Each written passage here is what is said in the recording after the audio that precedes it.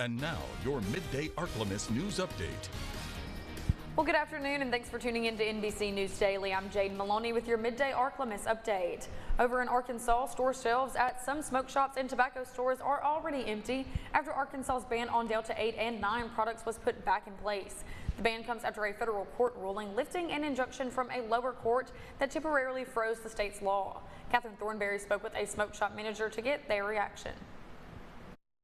You're talking about almost an unlimited number of dangerous drugs. Words from Attorney General Tim Griffin after a federal court ruling upheld Arkansas's law to ban psychoactive hemp products like Delta 8 and 9. These products contain THC, the intoxicating ingredient in marijuana. They come in different sizes from like a half gram all the way up to 2 grams. Vape shop manager Catherine McManus isn't looking forward to taking the products off the shelves. And it's going to suck because it's a huge part of what we sell here. It's going to take a lot of our profits and business away. While buying Delta 8 and 9 products, you need to be at least 21 years old and have a valid ID. But Griffin says the way these THC products are packaged can be misleading to children. And all during that time, the preliminary injunction was there. Kids were getting hurt. We were unable to fix stuff. Just know there was a price. It all depends on who's selling it. If they're carding everybody like they're supposed to be, it shouldn't be an issue on teenagers getting a hold of it. Griffin says when the 8th Circuit issues this mandate, Arkansas's ban will be back in full force. We're going to take it all off the shelf probably tomorrow, just so that way we don't have to get in any troubles or worry about state fines and stuff like that. And staying in Arkansas, they will receive more than $44 million as part of a $7 billion opioid settlement between Purdue Pharma, the Sackler family, and all U.S. states. Attorney General Tim Griffin making that announcement, saying the state will receive the funds annually through 2040. The payments will be divided into thirds, with 1/3, just under $15 million, is allocated to the state and managed by the Attorney General's office. The remaining 2/3 will be split between Arkansas municipalities and counties and managed by the Arkansas Opioid Recovery Partnership. This settlement will resolve thousands of lawsuits claiming the company's oxytocin fueled a nationwide opioid crisis. And out in East Camden, students got hands-on with the future. The Verizon Innovative Learning STEM Achievers program has been taking place this summer on the campus of SAU Tech.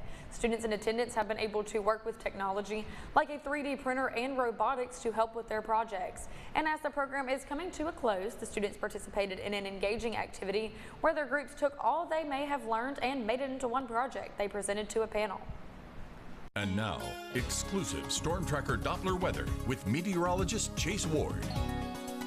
Still going to be hot and humid for this afternoon with temperatures in the mid-90s. The heat index still approaching 105 to 106. Some areas could still get as high as 107. So still make sure you're staying hydrated and protect yourself from the sun and taking breaks from work or exercise. Now, pop-up thunderstorms still possible along the Mississippi River Valley in areas near Highway 165, even from Monticello down into Crossett, Monroe, further south towards Columbia, even as far west towards El Dorado. Pop-up shower storms not fully out of the picture, kind of similar to how yesterday evening was. These storms staying isolated and mostly pop-ups, and they start to dissipate after sunset.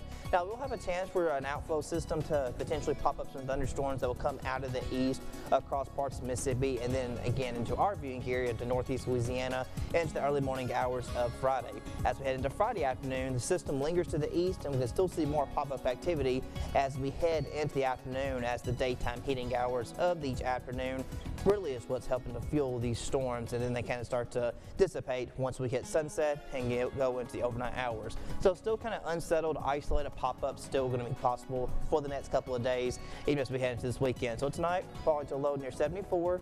Then for tomorrow, our temperatures mid-90s still, and then no change at all as we still see some lingering storms through next week as temperatures stay mid-90s, but could fall to lower 90s by the 4th of July next Friday.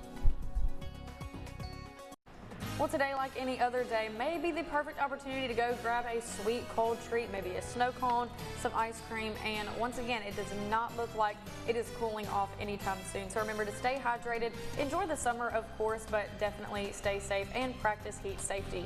But again, that's it for your Midday Ark-La-Miss update. NBC News Daily continues.